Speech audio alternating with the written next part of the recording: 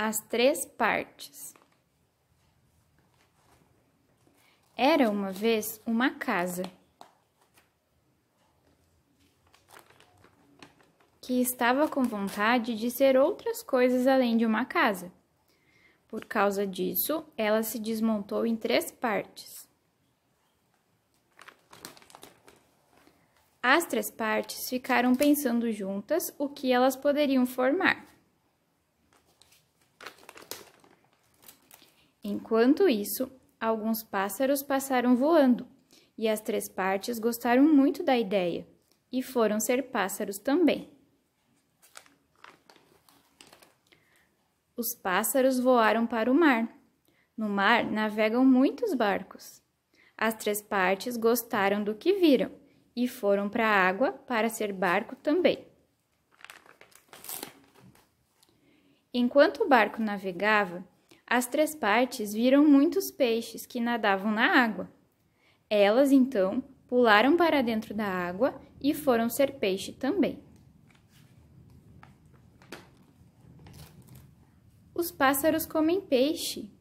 Aconteceu, então, que as três partes que formavam um peixe foram parar na barriga de um pássaro, e justamente na barriga de um pássaro formado por outras três partes. E assim, as três partes voltaram a fazer parte de um pássaro, que voou, voou, e passou perto de uma janela, do último andar de um prédio bem alto. Lá, uma vovó regava suas plantas. As três partes ficaram com vontade de ser regadas também, e formaram uma planta em um vaso. As três partes gostaram de ser planta e ficaram crescendo, crescendo, aos pouquinhos. Então, num dia em que os netos da vovó vieram visitá-la e brincavam de adivinhações, as três partes pularam da janela para dentro da brincadeira e desafiaram os netos a descobrir qual bicho elas estavam formando, dizendo ainda que esse bicho gostava de visitar galinheiros. Os netos da vovó logo reconheceram que era uma raposa de focinho pontudo. Depois, as três partes inventaram outras brincadeiras. Elas formaram uma ponte e as crianças andaram em cima dessa ponte. As três partes formaram também um escorregador e as crianças escorregaram nele.